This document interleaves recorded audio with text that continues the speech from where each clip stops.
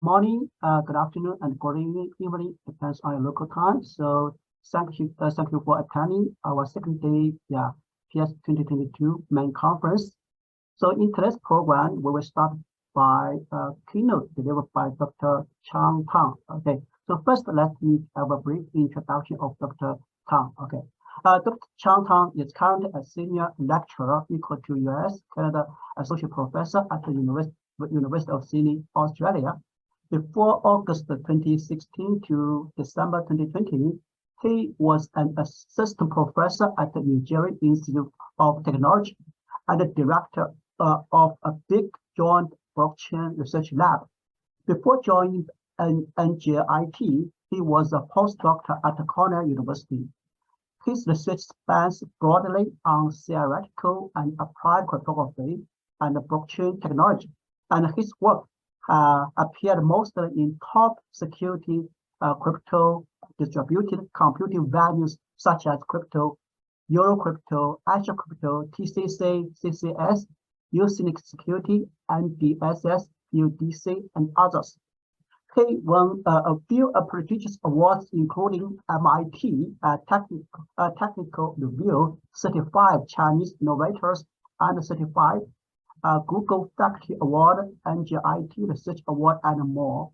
His research is supported by various federal agencies and big tech, as well as leading blockchain foundations, including Ethereum, Stellar, Filecoin, Algorand, and more.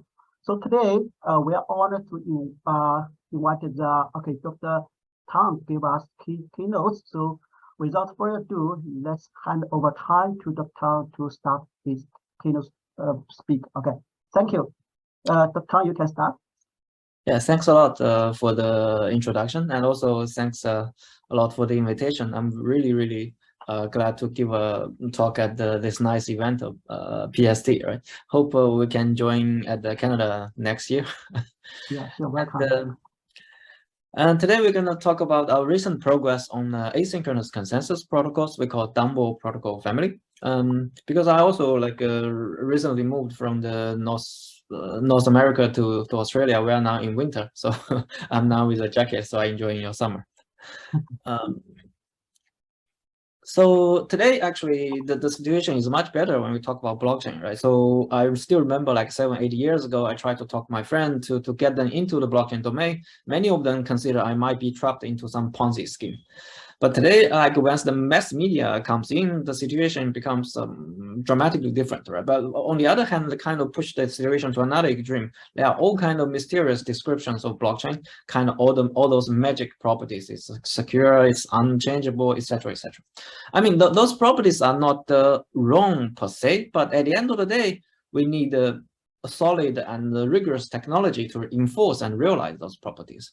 So our group did quite some work on the blockchain domain, and particularly we consider work in 3 major layers of blockchain. And on the upper layer is like, given whatever blockchain we have, can we have all kind of new fancy applications, decentralized applications?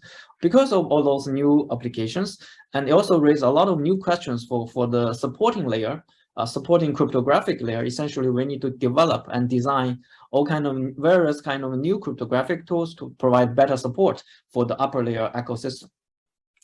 At the core of the core is the blockchain layer itself, right? Sometimes it's also called consensus layer, which we're going to be focused on today. And this is just my personal 3-layer categorization of a core blockchain technology. There are also other layers, right? Like programming language, game theory, networking, etc., etc. Right? But those 3 layers just the focus of our group. The definition of a consensus problem actually is very simple, and it's as a classical problem. Actually, it has been studied by the distributed computing community and the crypto community for almost 40 years. So the basic definition of but Bitcoin is the first time that kind of lift this problem to a qualitative different scenario, which is the open internet. So the basic definition of consensus is really simple. Like a bunch of internet peers, they each have some input transactions, and they talk to each other. They try to output some common digital log. Now, in a more sexy term, it's called digital ledger, right? But the basic safety requirement basically requires that all the honest guys ledger or the log are essentially the same, because everyone will have the same view. But the liveness is also a very natural definition. It's like every honest transaction will be recorded sooner or later. Essentially, it's like when you submit a request to your bank, you want your bank process your request very soon. Right? So the basic definition of consensus is actually very simple. But as any major security system, the most natural challenge is we want the system to be as fast as possible and also at the same time as secure as possible. And today we're going to try to explain a class of consensus protocol that is arguably the most robust protocol, but which also demonstrate extreme efficiency. And the two major class of consensus protocol is determined by the network assumption they rely on. So the synchronous consensus basically assumes the underlying network to be synchronous. Essentially, they require the underlying network to deliver all message within some fixed time d. Like let's normally okay if you consider like closed system, right? And for example, normally when you consider deploying consensus in the conventional setting, like in the data center, the nodes are well connected, maybe sometimes even they are physically connected. So having this synchrony assumption might be okay for a long time. But now, as we just mentioned, Bitcoin kind of lift us to consider decentralized application in the open internet.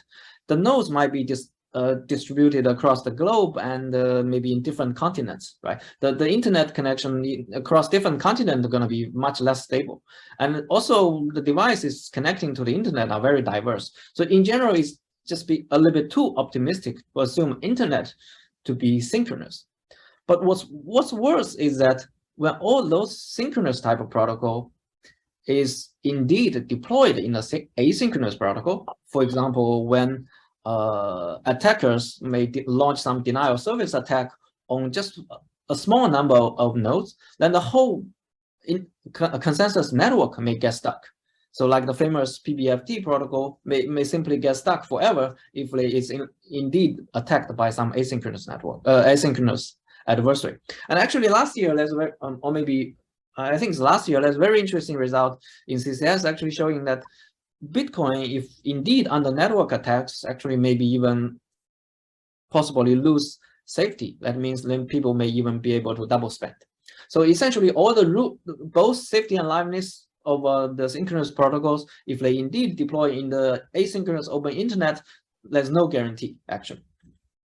So this kind of call for asynchronous consensus, right? Essentially, we don't need to assume anything about the time, about the underlying network, as long as the message will be eventually delivered. So that's kind of the most mild assumption on the network.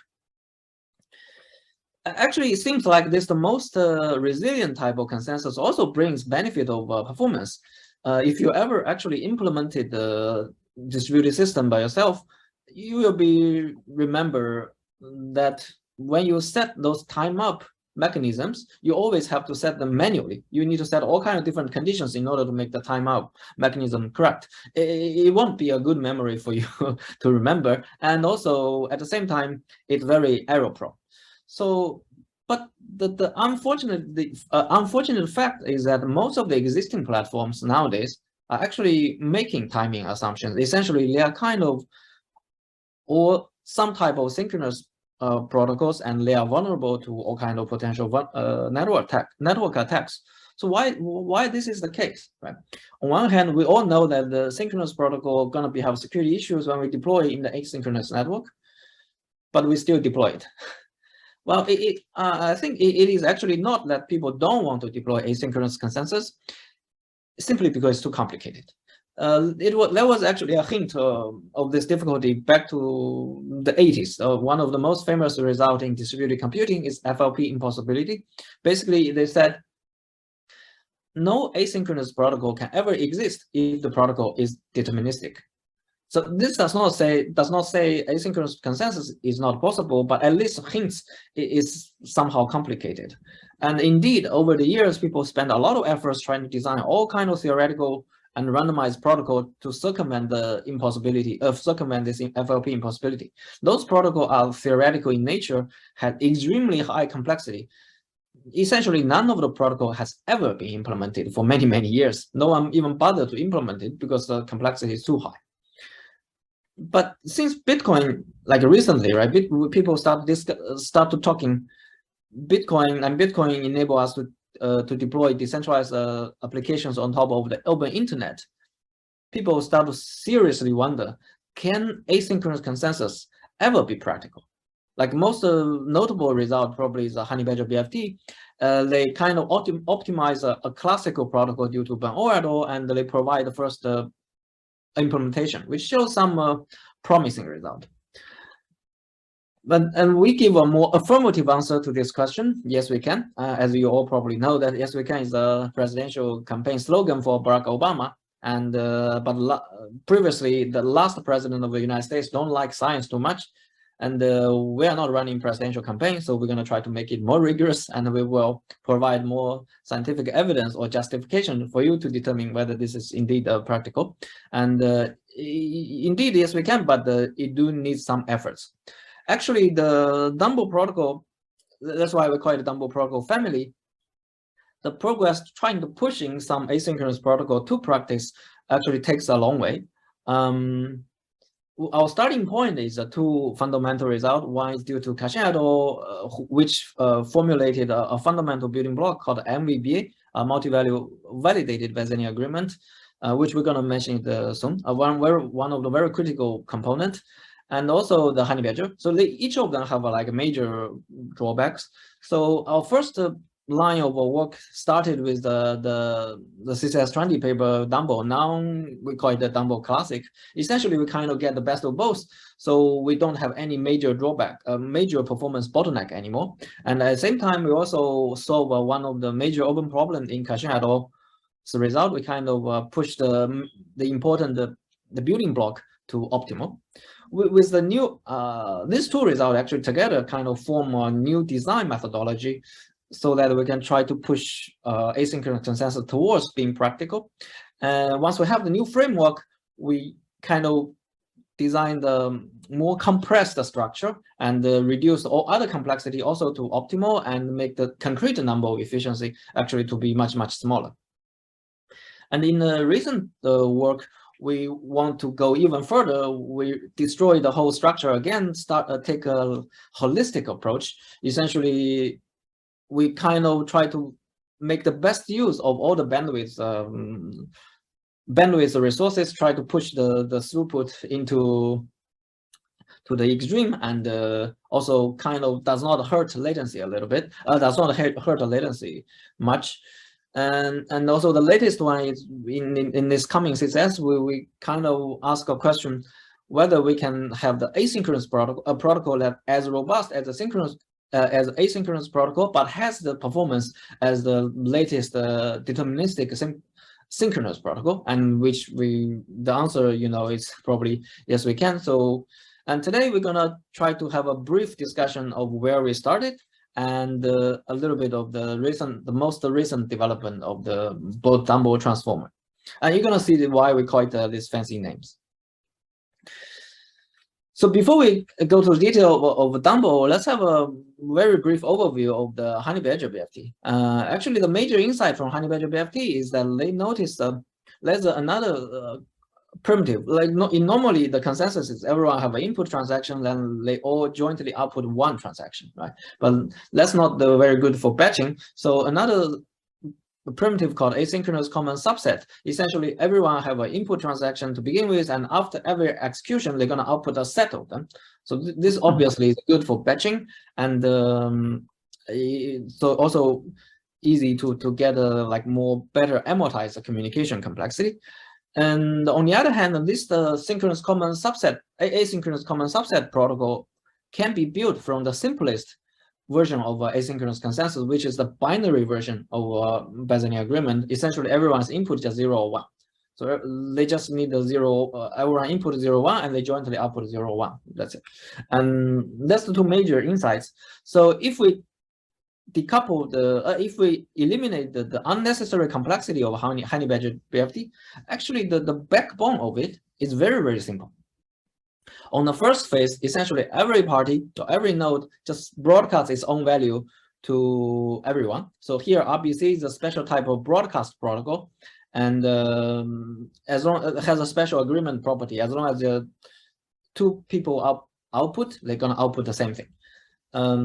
So the first phase, essentially everyone broadcasts its own transaction to everyone, and the second phase, the ABA, is the binary agreement. What they are doing is very intuitive. Essentially, they all jointly execute a binary agreement instance to vote. Should we output the transaction 1? Should we output transaction 2? And should we output transaction 3? Let's just do this binary agreement as a voting procedure to determine whether they should output each individual transaction they received from the broadcast phase. So first, everyone broadcasts everyone. Then second phase, let's vote for each individual. Each of them individually to decide whether we should output them. So the structure actually turns out to be very simple. But as we promised, we want something practical, right? And so the first thing we need to identify is what's the actual major bottleneck in HoneyBadger BFT. The insight actually again comes from the FLP possibility, because FLP said all asynchronous consensus protocol has to be randomized, while binary agreement is also an asynchronous protocol, even though their input is just 1 bit, right? So randomized protocol have a feature that maybe this time is only 3 rounds, but maybe next time it's going to be 100 rounds. It's randomized, right? Even though the expectation is not too large, but there's always a probability you're going to be running you're going to get unlucky running many rounds. What's worse is that on the second phase of the HoneyBadger BFT, the nodes actually are concurrently running a large number of binary agreement instances. So the whole second phase is essentially going to be terminating only at the slowest instance. But what's worse is that if the number of instances is large enough, then essentially it's guaranteed to have a slow instance. For example, with the probability of 1/100, that the number of rounds is going to be 200. Then if you run 100 instances, essentially you are guaranteed to have 1, right, on expectation. So that's kind of our observation and our conjecture. Then we did an experiment to see whether this conjecture is true or not. The experiment not only validates our conjecture and actually give us a much more insights. The blue column here is the time cost for the second phase of running binary agreements, while the red column here is the first phase of running the broadcast protocol, the reliable broadcast protocol. So as we see, the ABA phase, the binary agreement phase, indeed take the dominating portion of the time in the whole protocol flow. And the scale is only like 32 or 64, right? When the number of scale goes up, the portion gonna be larger and larger for the binary agreement phase. So when you look at this picture, then the intuition is actually very clear. If we can like kind of shovel off this blue column, then it's already a major improvement already, right? You only need the like very tiny overhead left. So, and that's indeed what we did.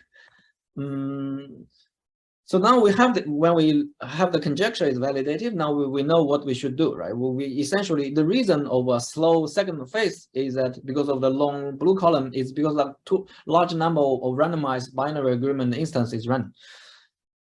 So our hope is, can we kind of push the number of binary agreements to minimum? But if we look at the structure of HoneyBadger again, essentially we need to determine jointly what to output for each transaction, right? This voting phase, it sounds like needed, because at the end of the day, let's say I output transaction 1, 2, 3, 4, 5. That means I kind of agree with everyone. We're all gonna output transaction 1, 2, 3, 4, 5.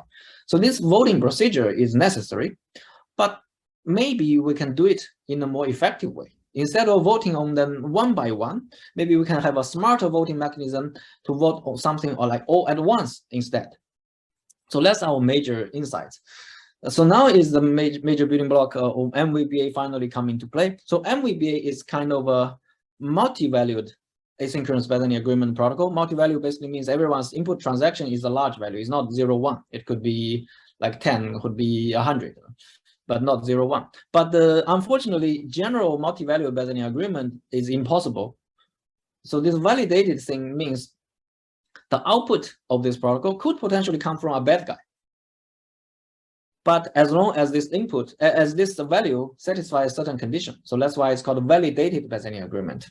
So now if we kind of try to replace the voting procedure using MVBA, what are we going to vote, right? But if we notice the first phase, actually that's easy. Everyone broadcast to everyone. So now everyone has a vector value instead of one single value. So at the end of the day, we just need to output one single vector or one single subset. So if we can decide which subset to output, that will be good enough. So the MVB protocol will become somehow invoked to determine which vector to output, or essentially to determine which parties or which nodes vector, the vector in which party place gonna be output. But the less important guarantee we need to make is that if as long as any honest guy output this vector, we need to guarantee every other honest node will output the same vector. But so for this purpose, we need to kind of augment the broadcast phase with some kind of a proof. What we really want to prove is that whenever we see the proof, we are guaranteed. If I see this proof, then every other honest node will eventually receive this value. So what kind of proof we can use actually to realize this magic purpose? The idea is also actually very, very simple. It's just a threshold signature. So basically, after the broadcast phase, everyone kind of acknowledge whether you receive this signature or not. Whether you receive this transaction or not. If you indeed receive, enough people receive the transaction 1, that means enough people send back acknowledgement, then P1 is able to aggregate a proof, very short proof showing that enough people already received the transaction 1. So now once we have this proof, then we can kind of augment or maybe define a special predicate for the validated Byzantine agreement so that we can guarantee that as long as anyone sees the proof and has a valid proof, then we output this thing and everyone else will be output the same thing. So that's the very rough idea of what we need to tune to make the voting procedure more effective at the same time without losing security. But there are two more caveats here. So the first thing we need to mention is that actually MVBA, this tool was existed a long time ago, right? And it's actually explicitly forbidden by HoneyBadger BFT because MVBA has one major drawback. They have a very large communication complexity. Like, especially if the input size is large, then the whole MVBA block may get blow up. But how do we handle this issue? It's actually a very, very, very simple idea. If the input size is large, it's gonna blow up. But what if the input size is actually small? So actually, after the first phase of broadcast, we essentially prepare everyone with all the value already. Instead of put the data payload or the data load to the MVBA, we just need to put the each individual indexes and also together with the proof. The proof is just one single signature, so it's also one very short stuff. So eventually, at the end of the day, when we actually invoke MVBA protocol, the input size is very small. The total communication is actually does not get blow up at all. This, if you guys are familiar with I believe you guys are very familiar with the very classical paradigm called a hybrid encryption paradigm, right? So in practice, public encryption is very flexible, but it's not efficient. Symmetric encryption is very fast, but it's not flexible. So what we do in practice is actually using public encryption to encrypt the key and use the key to run symmetric encryption. Similarly, the philosophy here is very similar. So essentially, we're going to use a heavier protocol to achieve one purpose, to compress the binary agreement instance. But on the other hand, we invoke this heavy protocol because we did some pre-processing, prepare the input of the heavy protocol actually with a very small size of input. So the total protocol will still be actually very light. If we say this in Chinese, essentially it's something called the 四两拨千斤. So sorry to the audience who don't understand the Mandarin. But the meaning is essentially the same. So now we actually essentially kind of compress the number of a binary agreement to minimum, and at the same time without hurting any other efficiencies.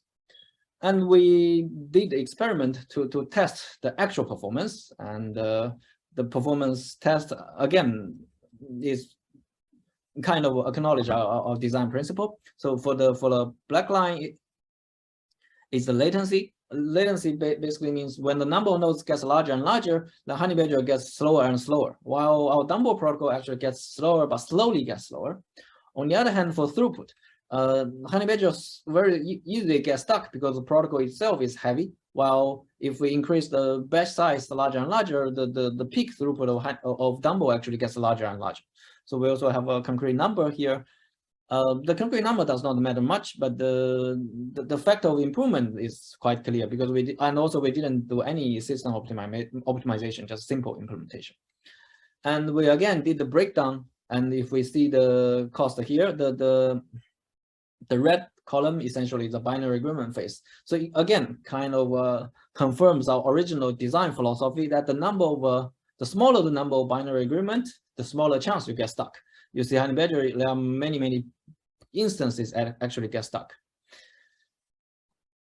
Okay, so if we forget about all the technical details of a Dumbo Classic, that's one thing I would like to leave you for as a partial takeaway.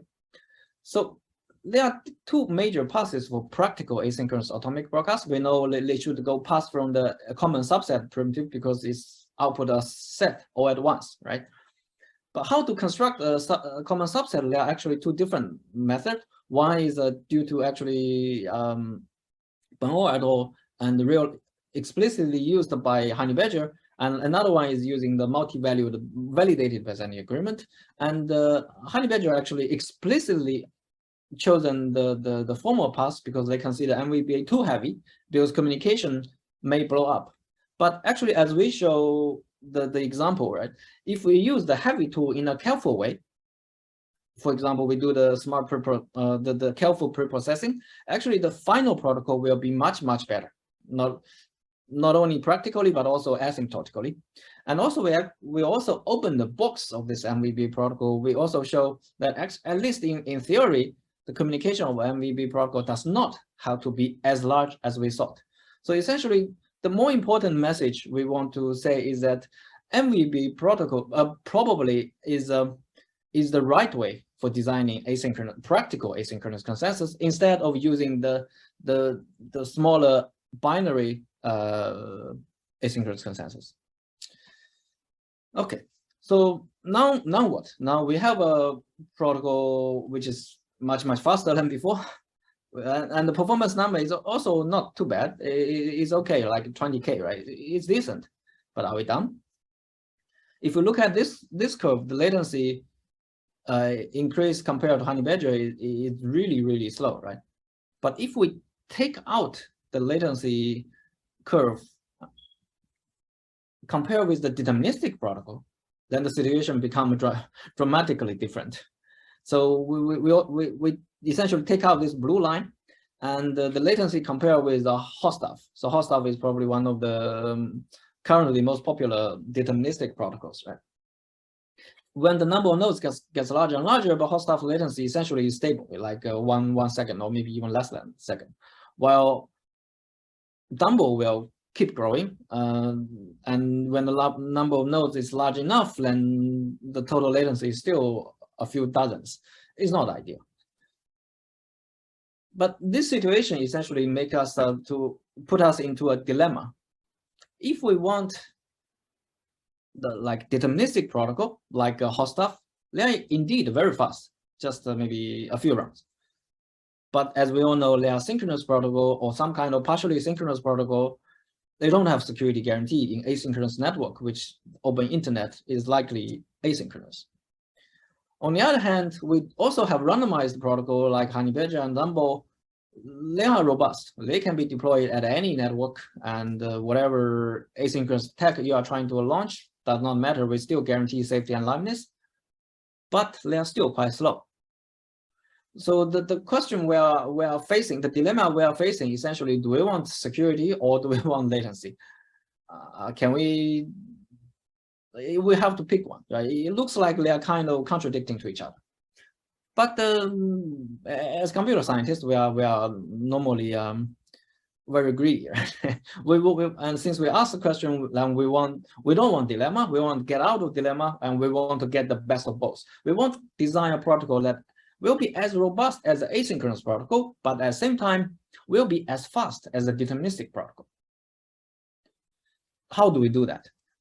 The general idea is actually quite simple again. So there's something called optimistic asynchronous consensus. What do we mean by that? For most of the time, we are just running some deterministic, very fast protocol called fastlane, just fast, right? But when something happens, when there's issues, then we start to fall back to an asynchronous protocol, or maybe we call it asynchronous view change. Essentially, if everything is okay, then we just drive very fast, use the fast lane. But whenever there's issue, when there's a problem, we try to fall back, then to get all the security back using the asynchronous protocols. The rationale behind is actually real world network won't get stuck for too long, right? Maybe sometimes fluctuate a little bit, but maybe going to recover very soon. For example, if you play computer games, nowadays when we watch videos, it won't stuck forever, right? Maybe just stuck for 1 minute or 2 minutes, or maybe a few minutes, and then the network becomes smooth again. So the rationale is that can we design protocol somehow to harvest most of the network resources and get the best use of it. But whenever there's an issue, potential issue, when we're under attack, we still have a protection using the asynchronous protocols. The idea actually was proposed by Kusawa Shupa and Ramsamy Kashin like 20 years back, but things are always complicated when we are talking about anything in asynchronous setting. The fast lane is actually very simple. We can just use some kind of broadcast protocol. We just keep broadcasting. If everything's okay, then just broadcasting, right? Everything's fine. But when the network gets bad, say we have some kind of timeout mechanism, I notice I get stuck. I have no progress for maybe more than 10 minutes, let's say. Then I know something is happening, right? Then I'll just start complaining to everyone.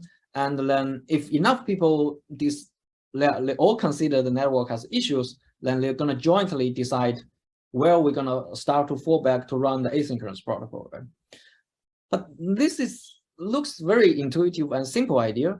Actually turns out to be very, very challenging, because if we think about it, what's the task, what we're going to do to decide where to fall back? Essentially, like Rongxing already had the 100 block, I'm only have the 10th block. So we too need to agree where we're going to restart the asynchronous protocol, right? Essentially, the index is already kind of a value much larger than binary. Essentially, it's kind of where the fallback itself is kind of a consensus protocol that we need. Everyone have a different index. They need to agree on the index to jointly restart.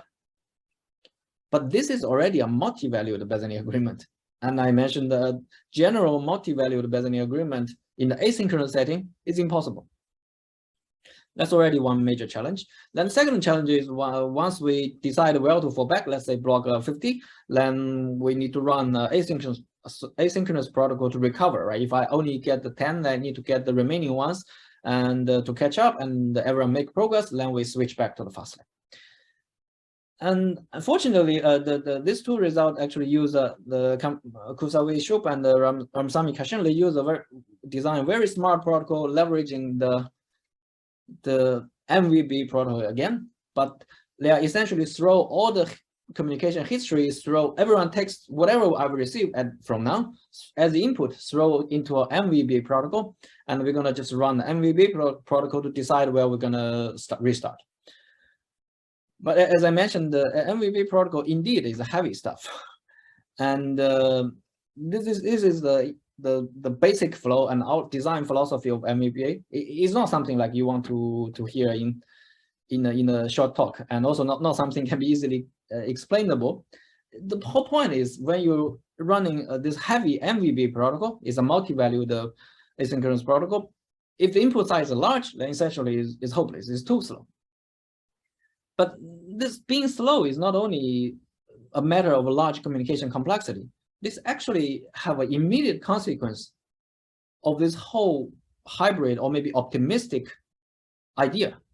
Because the point of this optimistic asynchronous consensus is that we try to progress as much as possible in the synchronous phase when the network is good, right? And the asynchronous consensus is only run for the sake of protecting safety or something. But the part we call agree where to fall back, we call it pace synchronization, right? Like I'm at block 10 and Rongxing at block 100, then we need to agree where to restart. So this whole sub-component, we call it pace synchronization. Since we are running a very, very heavy protocol, this one single pace synchronization protocol already maybe waste a lot of optimistic blocks when we run like for quite a while, right?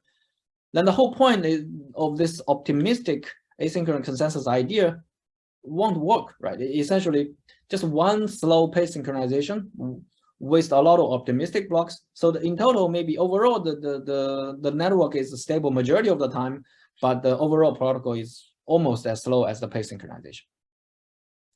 So that essentially says we need also we need a super light, or maybe the cheapest possible pace synchronization protocol, and also try to minimize the pessimistic path. Pessimistic path is essentially an asynchronous protocol itself. So that's the idea we're going to try to move forward. So for this reason, we propose a new framework called the BOLT Dumbo transformer. BOLT essentially is the fastlane. It is a new fastlane we define and have an interesting new property. And basically, normally it's very fast, but have some nice properties. And Dumbo, we don't call it a concrete protocol. It's any protocol we're going to fall back. While transformer is going to be the efficient and the new pace synchronization protocol, which essentially is an asynchronous protocol. The question is, of course, the first immediate idea is we can always make the Dumbo protocol use the newest one with the recent progress. But more interesting question, actually, I would like to leave you guys to think for 2 minutes, is that what could be the cheapest possible asynchronous transformer? And what we're going to do is we will provide a new abstraction for the fastlane so that we can enable a cheapest possible asynchronous transformer. So what would be a cheapest possible asynchronous transformer? If you get an idea, you can type in chat, or you can just think about it for 2 minutes. And so what's the new abstraction? So I'm going to just walk you through how we design this whole thing. And actually, we're going to show you one of the most simple arithmetic, like mathematics, very, very preliminary mathematics, maybe high school mathematics, but enables very, very interesting observations. So the new abstraction of fastlane is something called the notarizable weak atomic broadcast. You don't need to remember the names. What does it mean? It's only atomic broadcast, or maybe it's only a consensus in a special optimistic case. What does it mean? The network is synchronous and leader is honest. Only in this case, this protocol is going to be a consensus protocol. In all other cases, this protocol have no guarantee. So essentially, this fastlane is a handicapped version of a consensus, right? It only works conditioned on that network is good, leader is good. But otherwise, we have no guarantee. That's easy to understand. We just want the handicapped stuff to run very fast. We don't want any guarantee, right? We just want it to be fast. But besides being fast, we only ask one more property, which is called the notarizability. But notarizability is something actually very easy to define. Basically means if anyone can output one block, say block 100 with a valid certificate or something, then that means enough honest guy already output block 99. So essentially the one block kind of certifies enough people have a previous block. So that's the only property we want. And if you think maybe probably for 1 minute, you can notice that this probably actually extremely simple to get. So constructing the NWABC is extremely simple. Basically, we just augment any broadcast protocol. Because any broadcast protocol you can consider as a handicapped consensus, because if the network is good and the leader is good, we just keep broadcasting like everything's fine, right? But we just need to add one single proof, essentially like a threshold signature. Then we can guarantee that enough people kind of we can provide this notarizable property. So one block 100 can notarize like block 99. Enough people have received the block 99. So this is extremely simple, and also we can easily modify the reliable broadcast at this similar protocol. So essentially, all kind of multicast protocol just add a proof. That's it. So super simple. But as I mentioned, the fastlane itself is very easy because it's a handicapped protocol, right?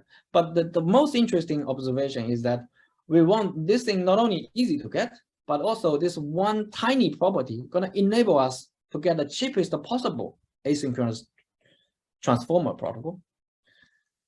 And how we're going to do it. So what we're gonna do when the fast lane gets stuck? It's very simple. If I get timeout, I don't have progress. I just run the multicast protocol for quite some time. If I can keep progressing, fine. If I don't get progress for quite some time, I just complain to everyone and tell everyone what's my largest index. Say I already got the block 100, and I tell everyone I get stuck at the block 100. How are you? That's it. But if everyone receive enough complaints, right? Like many people complain they got stuck at somewhere. That means many people got stuck, right? The whole network have some situations. So then what we're gonna do? We just pick the largest index. Say I have a Rongxing tell me he get stuck at a block 200, and some other people told me get stuck at the block 50. Then I just take the largest index as my input. Then we start running this transformer thing to start fallback. Very simple, right? And this basic property of this number we can easily pass. What's the most important thing is how does this simple notarizability property prepare the whole progress of the consensus protocol for a cheapest possible fallback. Let's just try to examine the input pattern once we have this notarizability. And next, you're going to see probably 3 minutes of one of the simplest mathematics, but reveal some interesting observations. So let's assume, like, because everyone have a largest index already, right? Let's say the largest index of all the honest guy is V. There must be some number, right? Someone going to be 99, someone got 100, someone got to be even larger. So that is the number. And I'm going to make some claims. So I'm going to make a claim that every honest guy's input is at least V minus 1. Why that's the case? Remember, there's a notarizability property, right? So one of the honest guy output block of V, because notarizability, at least F+1 good nodes already output V minus 1, right? Let's just follow definition of notarizability. And we call this F+1 honest node as a set. Let's call it good. And also just remind you how we're going to do before we enter the transformer phase. Essentially, we receive a bunch of complaints, right? We're going to take the largest number of those complaints. So let's say the complaints coming from another set of nodes. We call this set of C. Oh, in total, the number is 3F+1. I forgot to mention the total number of nodes is 3F+1. So F is number of 14 nodes.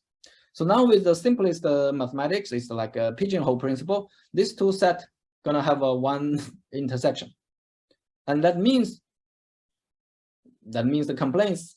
The complaint set at least contains V minus 1, right? So the largest one in C is larger than V minus 1. So the first claim is very simple. And similarly, we're going to make next claim is no one can complain with too large index. Actually, I will claim that no one can complain with index bigger than V plus 1.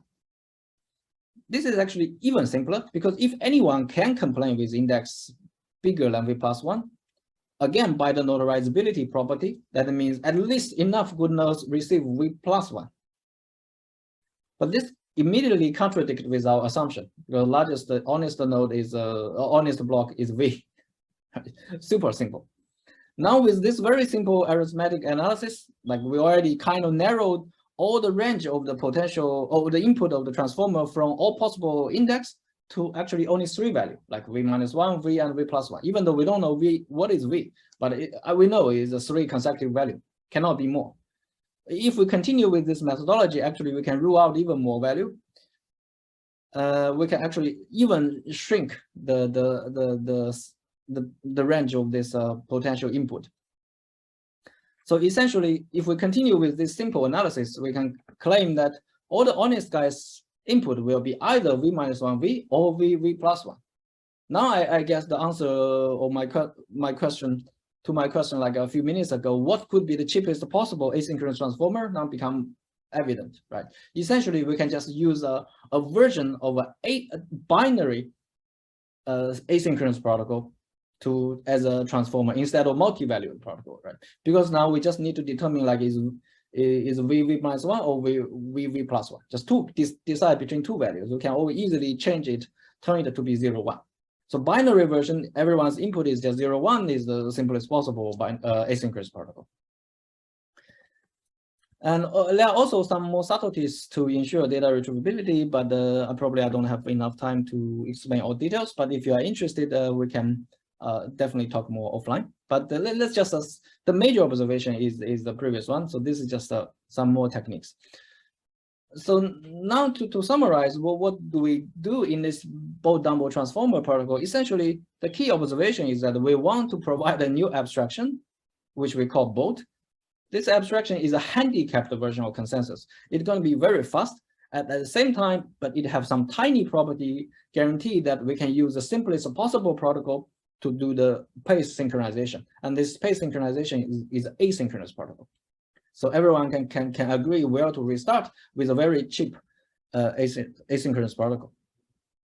And since this is really a generic framework, right? We can any component, whenever we have progress for each individual component, then we can replace it to get a better performance. And also we actually have some other optimization to set one more condition, that if there's any progress within the handicapped, the fast lane, then we can actually directly skip the pessimistic path. So we don't need to run the asynchronous protocol at all if the situation is not extremely bad. So yeah, that's the main idea. So we also did a lot of, I think I probably have like 4 or 5 minutes. Okay, so yeah, it is under control. So we also did a lot of experiments. So probably let's see, the first one is latency. And we even intentionally run the transformer once every 50 blocks, even if there's no issue, we just run it for the sake of test. We can see that the latency is essentially the same at the level as at hot stuff, while this is Dumbo itself. And we also test the throughput. The interesting observation of throughput is that actually when the batch size gets larger and larger, so the hot stuff actually gets stuck very soon. So the peak throughput of hot stuff is actually much smaller than the asynchronous protocol. So our peak throughput is still, as an asynchronous protocol, is large here. So essentially, we really enjoy the best of both asynchronous and deterministic protocol. And we also did a bunch of other experiments to check other trade-offs.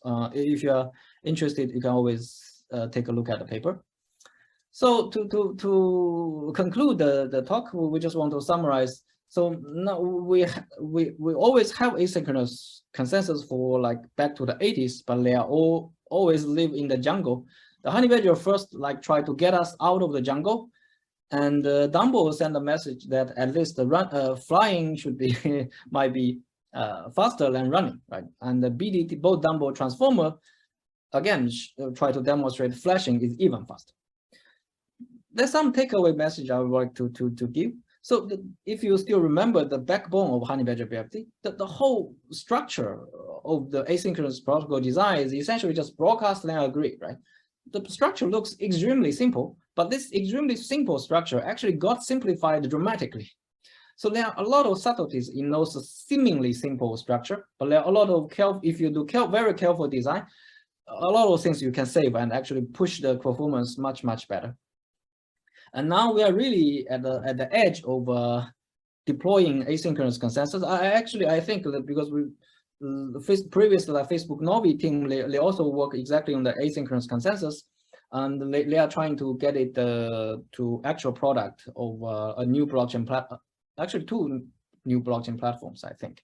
So now, but we are really in the edge of deploying this large scale asynchronous consensus. So maybe there are many questions, both theoretical and practical questions, right? Like a practical question, essentially, we still have all kinds of metrics. What's the best trade-off? Do we value throughput the most, or do we value latency the most, or do we value there's some kind of trusted setup, etc., etc.? And also, there are also very interesting theoretical questions, like for the theory savvy audience, essentially, is there an inherent gap between asynchronous protocol and the deterministic protocol for efficiency-wise, not just the FLP impossibility? And yeah, a slightly bigger picture is there are many really cool questions to consider. Like we can also develop all kind of asynchronous toolkit and asynchronous theoretical bounds to build a theory around asynchronous consensus. And on top of it, once we have this basic building layer, basic building block, we can always consider more fancy application, distributed application, right? One natural setting is like federated learning, like multi-party, multi-servers try to run machine learning distributedly, but also they may be able to run in the asynchronous network, for example, in the mobile devices, right? And even more is we can consider like a general asynchronous secure multi-party computation and provide a more robust decentralized infrastructure in general. So yeah, that kind of concludes my talk, and welcome everyone to Sydney, and thank you. Okay, great. Thank you, our keynote speaker, Dr. Tang's great talk, inspiring talk. So actually, I learned a lot. So as we know, as a professor, we have the teaching philosophy. Likely, as a research, we also have the research philosophy, design philosophy. So from today's Dr. Tang's research, especially the evolution of Dumbo protocol, we learned a lot. Yeah, I think a good research should have a good research philosophy. Yeah, means that he needed to find the problem, find the gap, and try and have a good observation and try to use observation to reduce the gap, then step by step. So I found the Dr. Tang has great work in this area, especially the synchronized consensus. So I think I learned a lot. So I'm not sure if you have time. So can you share our what's the motivation for you to choose the synchronized consensus as your great research topic? Oh, actually the motivation is fairly clear. The first, I have a PhD student, and we also originally we have like joined the research block research lab, right?